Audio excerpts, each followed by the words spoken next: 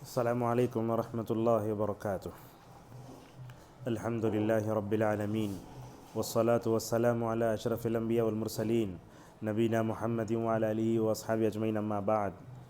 قال الله تعالى: أعوذ بالله من الشيطان الرجيم من همزه ونفخه ونفثه والذين لا يشهدون الزور وإذا مروا باللغو مروا كراما. وقال تعالى: والذين هم عن اللغو معرضون. وقد صح عن النبي صلى الله عليه وسلم أنه قال: من تشبه بقوم فهو منهم. حديث مخرج في السنن، وذكره الألباني في صحيح الجامع رحمه الله تعالی. معزز سامعین، حضرات و خواتین، آج کل ہم دیکھتے ہیں کہ غیر مسلموں کے تہوار سے ہم گزر رہے ہیں.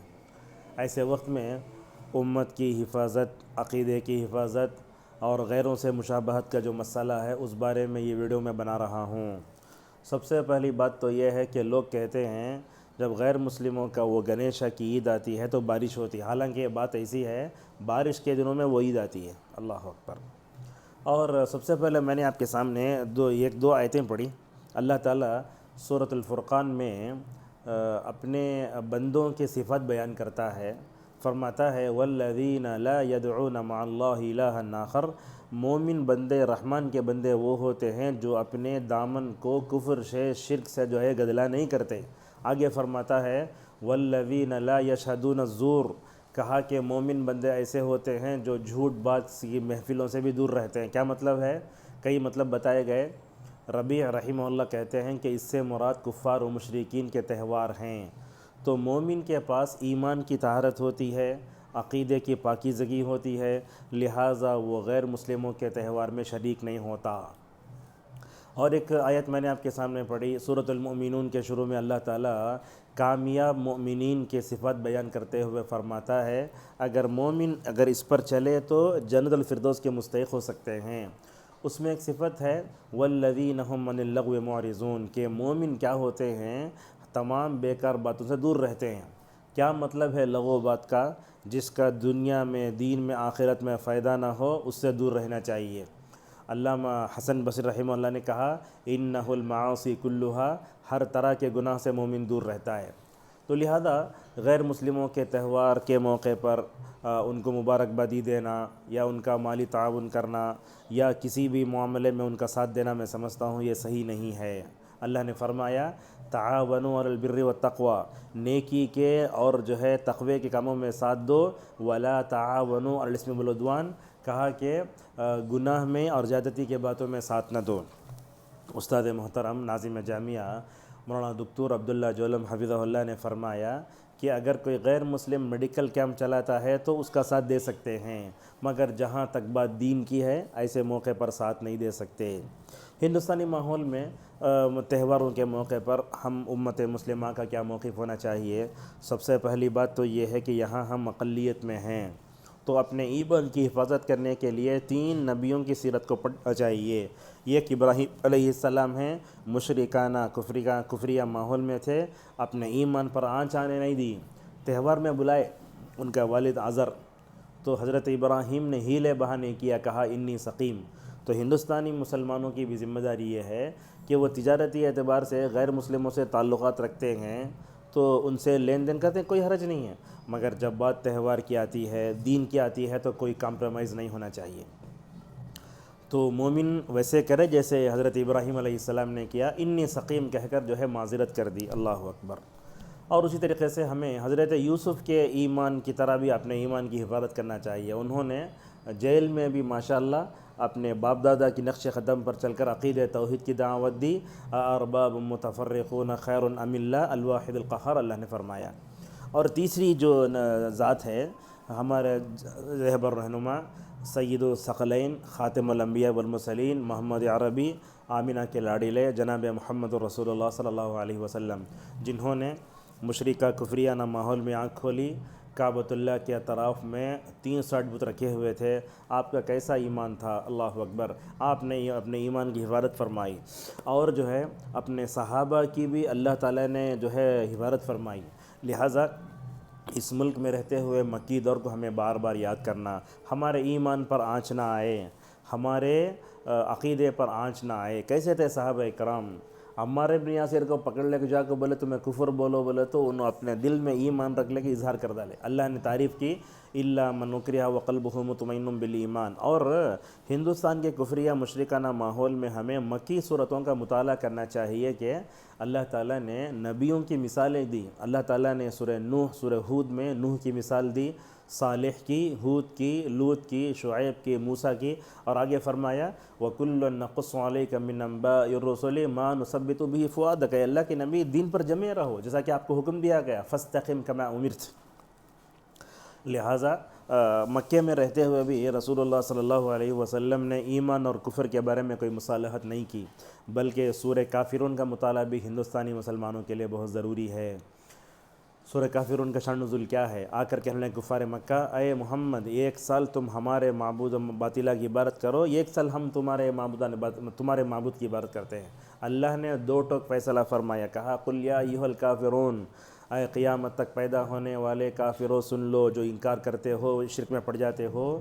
لا اعبد ما تعبدون، تم جس کے سامنے جھکتے ہو میں عبادت نہیں کر سکتا. ولا انتم عابدون ما اعبد، اور تم بھی ہمارے معبود کے سامنے جھک نہیں سکتے. ماضی میں بھی کفر و اسلام ایک نہیں ہوا، حال میں بھی نہیں ہوگا، اور مستقبل میں نہیں ہوگا. اسی لیے علامہ شوکانی کہتے ہیں کہ لا اعبد ما تعبدون ولا انتم عابدون ما اعبد آیت کو دہرایا گیا، اور آخر میں 2 ٹوک فیصلہ سناتے ہوئے کہا لکم دینکم ولی دین، کہ تمہارا دین تمہارے لیے، ہمارا دین ہمارے لیے. ہندوستان سیکولر ملک ہے، ہر ایک آدمی کو اپنے جو ہے مذہب پر عمل کرنے کی پوری آزادی ہے. لہٰذا امت مسلمہ کو چاہیے کہ وہ غیر مسلموں کے تہواروں کے موقع پر اپنی ایمان کی حفاظت کریں، اپنے بچوں کے عقیدے کی ایمان کی حفاظت کریں، اپنے اہل و عیال کے عقیدے کی حفاظت کریں. کہیں ایسا نہ ہو کہ کفر یا مشرکانہ ماحول میں ہمارے لیے ایسی کوئی پریشانی اگر آ جاتی ہے تو ایسی صورت میں ہم جو ہے اپنے کفر و شرک کا نعوذ باللہ ہم کیا ہو سکتے ہیں، شکار ہو سکتے ہیں. اس کے لیے ہمیں کیا دعا پڑھنا چاہیے؟ اس کے لیے تو سورہ کافرون کا مطالعہ بہت ضروری ہے. جناب محمد رسول اللہ صلی اللہ علیہ وسلم سورہ کافرون کہاں پڑھتے تھے سن لیجیے آپ بھی، فجر کی سنت میں، اور اسی طریقے سے مغرب کی سنت میں، وتر کی پہلی رکعت میں، اور کیا ہے مقام ابراہیم کے پیچھے مغرب کی سنت، اور سوتے وقت. اللہ اکبر. اللہ کے نبی نے تو نوفل سے کہا اے نوفل اگر تم سورہ کافرون پڑھ کے سو جاؤ گے اللہ تعالیٰ کفر سے شرک سے تمہاری حفاظت فرمائے گا. دوسری رکعت میں سورہ اخلاص پڑھتے تھے. ہمارا توحید لا الہ الا اللہ کا تقاضا یہ ہے کہ ہم ایک اللہ کی عبادت کریں اور اس کے علاوہ جس کسی کی عبادت کی جاتی ہے اس سے برات کا اظہار کریں. یہی تو بتاتا ہے لا الہ الا اللہ. لا الہ کا مطلب کوئی معبود نہیں ہے سوائے اللہ تبارک و تعالیٰ کے. اور ہم مسلمانوں کو دیکھتے بھی ہیں کہ وہ لا الہ الا اللہ کا ترجمہ بھی نہیں جانتے. ترجمہ ایسا کرتے ہیں اللہ کے علاوہ کوئی معبود، حالانکہ ترجمہ یہ ہے کہ اللہ کے علاوہ کوئی معبود برحق نہیں ہے، اللہ کے علاوہ کوئی سچا معبود نہیں ہے. تو یہ لا الہ الا اللہ کے جو شرائط ہیں، اس کے جو تقاضے ہیں، ہم اس کو پورا کرنا چاہیے. ابراہیم علیہ السلام کو دیکھو، کفریہ مشرکانہ ماحول میں تھے، کیسے برات کا اظہار کیا. دیکھو کبھی بولے وَأَعْتَزِلُكُمْ وَمَا تَدْعُونَ مِن دُونِ اللَّهِ، میں دور رہتا ہوں. کبھی بولے اِنَّا بُرَاءُ مِنْكُمْ، کبھی کہنے لگے اِنِّي بَرِيءٌ مِنْكُمْ، کبھی بولے اِنِّي وَجَّهْتُ وَجْهِي فَطَرَ السَّمَاوَاتِ وَالْأَرْضِ. ہم آیت پڑھتے یہ دعا تکبیر تحریمہ کے بعد نہیں سمجھتے، میں تو اپنے چہرے کو اس خالق کے سامنے جھکاتا ہوں جس نے زمین و آسمان کو پیدا کیا ہے، اور میں یکسو ہوں اور میں مشرکوں میں سے نہیں ہوں. لہٰذا کعبۃ اللہ کے پاس 360 بت رکھ کر توحید کے مرکز کو کفر و شرک کا مرکز بنایا. نعوذ باللہ من ذالک. اللہ کے نبی 13 سال تک برداشت کرتے رہے. اللہ کے نبی ہاتھ بھی نہیں لگائے. جب مکہ آئے، مدینہ آ گئے، تو 8 سال کے بعد مکہ جو ہے فتح ہوا. تو رسول صلی اللہ علیہ وسلم کے اندر بتوں کی جو ہے کیسی یہ تھی، کراہت تھی، دل میں رکھتے تھے. ہمیں بھی یہی مرحلے میں ہیں. اللہ کے نبی صلی اللہ علیہ وسلم فتح مکہ کے موقع پر چھڑی سے ہٹاتے ہوئے دعا پڑھتے آیت قل جاء الحق وزهق الباطل ان الباطل کان زهوقا. حق آ گیا، باطل کبھی پھٹکے گا نہیں. سب سے بڑا حق توحید ہے اور سب سے بڑا باطل کفر و شرک ہے. تو رسول اللہ صلی اللہ علیہ وسلم نے مکی دور میں اپنی بیوی کی، اپنے بچوں کی، اپنے صحابہ کی عقیدے کی حفاظت فرمائی۔ ایسے ہندوستان کے کفری یا مشرکانہ ماحول میں بھی ہمیں اپنے بچوں کی، اپنے عقیدے کی جو ہے مکمل طور پر حفاظت ہونا چاہیے۔ جو تہوار ہوتا ہے، کمزور مسلمانوں کو دیکھتے ہیں کہ چندہ بھی دیتے ہیں اور جا کر نعوذ باللہ وہ بت کے ساتھ کھڑے ہو کر نعوذ باللہ تصویریں بھی لگاتے ہیں، مبارکبادی دیتے ہیں، مالی تعاون کرتے ہیں۔ اگر وہ اس موقع پر کچھ مٹھائی دے تو نعوذ باللہ اپنے بچوں کو کھلاتے بھی ہیں۔ کیسے ہو سکتا ہے؟ باطل ہے، کفر ہے، شرک ہے کھلم کھلا۔ ایک مومن تو بالکل جو ہے وہ کھا ہی نہیں سکتا۔ تو ایسے موقع پر ہمیں بتوں کو توڑ بھی نہیں سکتے ہم، اور بتوں کو برا بھلا بھی نہیں بول سکتے، اس لیے کہ دعوت کا مرحلہ ہی پورا نہیں ہوا ہے۔ لہٰذا اپنے دلوں میں کیا کرنا، اس کی جو ہے قباحت رکھنا چاہیے۔ اللہ تعالیٰ نے فرمایا وَلَا تَسُبُّوا الَّذِينَ يَدْعُونَ مِن دُونِ اللَّهِ فَيَسُبُّوا اللَّهَ عَدْوًا بِغَيْرِ علم۔ اللہ نے فرمایا غیر اللہ کو گالی مت دو، ورنہ وہ کیا کریں گے، تم کو جو ہے نعوذ باللہ اللہ تعالیٰ کو گالی دیں گے بغیر کسی علم کے۔ لہٰذا سوشل میڈیا کا زمانہ ہے، تہوار وغیرہ ہیں، لوگ تصویریں ڈالتے رہتے ہیں، تو ہمیں خاموشی اختیار کرنا، اپنے کفر و ایمان کی حفاظت کرنا چاہیے، کفر سے پناہ مانگنا چاہیے۔ یہ دعا تو ہمیں ابراہیم کی پڑھنا چاہیے، وَجُنُوبْنِي وَبَنِيَّ أَن نَّعْبُدَ الْأَصْنَامَ، اے اللہ تو مجھے اور میرے بچوں کو بتوں کی عبادت سے بچا لے۔ اللہ اکبر۔ اللہ کا خلیل ابراہیم علیہ السلام ایسے پیغمبر ہو کر کہتے ہیں اے اللہ تو مجھے اور میرے بچوں کو بتوں کی عبادت سے بچا لے۔ انہیں ڈر تھا آزار کے نقش قدم پر چل کر یہ پوتے کہیں کفر و شرک میں نہ پڑ جائیں تو۔ اللہ اکبر۔ اور دیکھو کیسی ہے توحید۔ حضرت ابراہیم علیہ السلام اور یعقوب علیہ السلام کی وفات کے وقت قریب آیا تو اپنے بچوں کو بلا کر پوچھے ما تعبدون من بعدی، بچے بولے آپ کا جو معبود ہے وہی ہمارا معبود ہے۔ دل کو کتنا سکون ملا ہوگا۔ اور حضرت نوح کو دیکھو، 950 سال اپنی قوم میں رہے، بیوی کے سامنے عقیدہ توحید کو دیے، اور وہ بیٹا ڈوب کے مرنا، اس کے علاوہ آپ کی دوسری اولاد تھی، آپ کے والد مسلمان تھے، جیسا کہ علامہ قرطبی رحمۃ اللہ علیہ کہتے ہیں۔ تو وفات کے وقت بلا کر اپنے بیٹوں سے کہا بیٹو لا الہ الا اللہ پڑھتے رہو، سبحان اللہ پڑھتے رہو۔ دیکھو جاتے وقت لا الہ الا اللہ، اور میں تم کو شرک اور تکبر سے جو ہے بچنے کی تاکید کرتا ہوں۔ کیوں؟ اس لیے کہ توحید کے ساتھ تواضع، عاجزی، انکساری آتی ہے، اور کفر کے ساتھ کیا ہے، تکبر آتا ہے۔ انہم کانوا اذا قیل لهم لا الہ الا اللہ یستکبرون۔ بہرحال ذرا ویڈیو لمبا ہو رہا ہے، ہم یہیں روکتے ہیں۔ کہنا یہ ہے غیر مسلموں کا تہوار آتا ہے تو اس کے منفی اثرات پورے کائنات پر ہوتے ہیں۔ کیا ہوتا ہے اس میں؟ کفر ہوتا ہے، شرک ہوتا ہے، شراب ہے، ناچ گانا ہے۔ اللہ تعالیٰ نے تو کفار مکہ کے بارے میں کہا وَمَا كَانَ صَلَاتُهُمْ عِنْدَ الْبَيْتِ إِلَّا مُكَاءً وَتَصْدِيًّا۔ وہ سیٹی بجاتے ہیں، تالیاں بجاتے ہیں، آج بھی وہی ہے۔ زندہ رہے تو بھی مشکل، مرے تو بھی مشکل، اور کوئی جو ہے تہوار آتا ہے تو مشکل ہے۔ بہرحال یہ تہوار ہمیں پیغام دیتے ہیں کہ ہمیں اپنے ایمان کی حفاظت کرنا چاہیے۔ اور ایک بات بھی ہے، ہندوستان میں جو برادران وطن ہیں ان کے ہمیں ہدایت کے لیے تڑپنا چاہیے، خصوصاً ایسے غیر مسلم جو فطرت پر رہتے ہیں، عبادت سے، غیر اللہ کی عبادت سے دور رہتے ہیں، تو غیر اللہ کی عبادت سے ان کو نکالنا ہماری اولین ذمہ داری ہے۔ اگر 70 سال دعوت کا کام کیے ہوتے تو میں سمجھتا ہوں ہندوستان کا ماحول بدلا ہوا ہوتا۔ اب چونکہ فریض دعوت سے غفلت ہے، ہم جو ہے کیا ہے برے نمونے بھگت رہے ہیں۔ لہٰذا ہم کو اپنے عقیدہ توحید کی حفاظت کرنا اور اپنے بچوں کی عقیدہ توحید کی حفاظت کرنا، اور معبودان باطلہ کی جو قباحت ہے اپنے دلوں میں ہمیں رکھنا چاہیے۔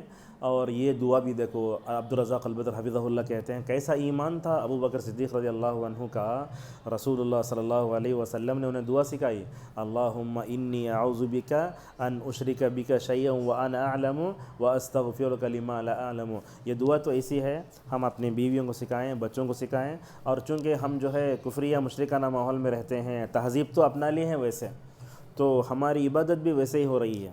اگر آپ یہ ہنگامہ دیکھتے ہیں تو میلاد النبی کا ہنگامہ دیکھیے کیا کم ہے۔ اس لیے اللہ کی نبی نے فرمایا من تشبہ بقوم فہو منہم، تو جو آدمی دوسروں کی رغبت اختیار کرتا ہے وہ انہی میں سے ہو جاتا ہے۔ اللہ کی نبی نے تو صبح کے وقت جب سورج طلوع ہوتا ہے تو شیطان کی دونوں اسی کے درمیان میں ہوتا ہے، نبی نے دوسرے مذہبوں اور ملتوں کی مشابہت سے امت کو جو ہے روکا۔ لہٰذا ہمارے لیے ضروری ہے کہ ہم اپنے عقیدہ و توحید کی حفاظت کریں۔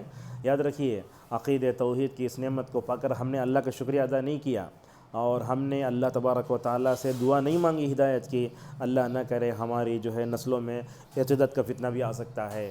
لہٰذا توحید کی اس نعمت پر اللہ کا شکر ادا کریں، اپنے عقیدہ توحید میں خلل ڈالنے والے ساری چیزوں سے الحمدللہ جو ہے مکمل طور بچائیں، اور خصوصاً کالجوں میں یونیورسٹیوں میں پڑھنے والے بچے بچیوں کے عقیدے کی حفاظت کرنا اور ان کی ایمانی تربیت کرنا بہت ضروری ہے۔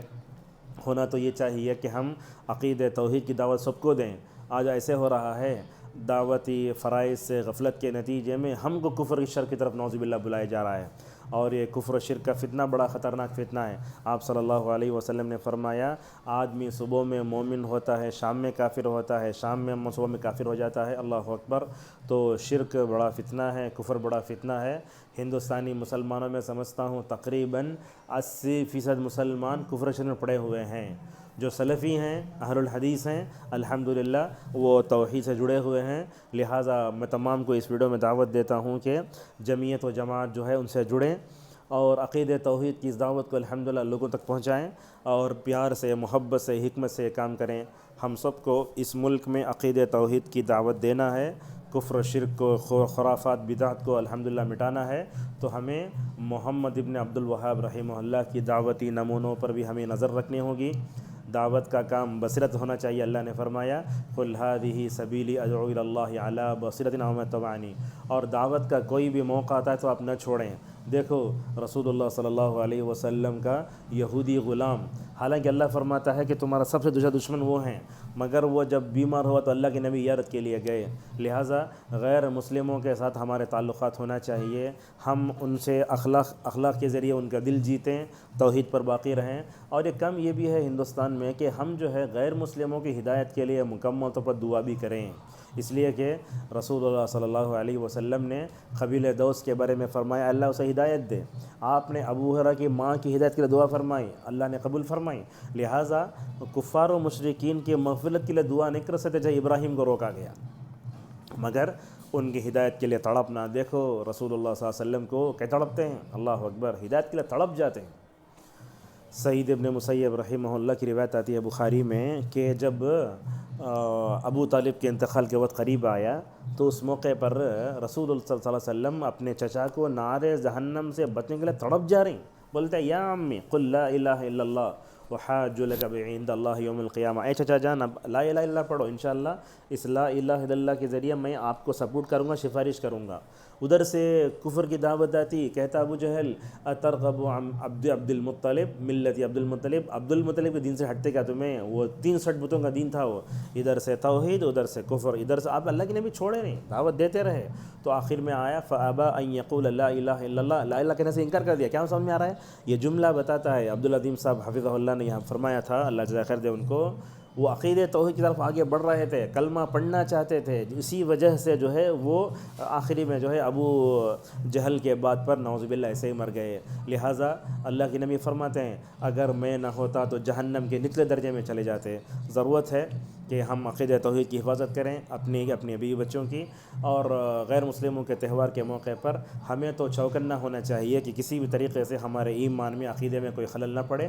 اور یاد رکھیں غیر مسلموں کے ساتھ تعلقات دنیوی اعتبار سے ہو سکتے ہیں، مگر دینی اعتبار سے ان سے کوئی کمپرومائز نہیں ہو سکتا، جیسا کہ رسول صلی اللہ علیہ وسلم نے بھی مکی دور میں کیا، مدنی دور میں کیا۔ لہذا ضروری ہے کہ عقیدہ توحید کی دعوت کو ہم دنیا میں عام کریں۔ اللہ تعالی ہم سب کو غیر مسلموں کے اس تہوار پر اپنے ایمان کی، اپنی عقیدے کی حفظ و توفیق عطا فرمائے، آمین۔ والسلام علیکم ورحمۃ اللہ وبرکاتہ۔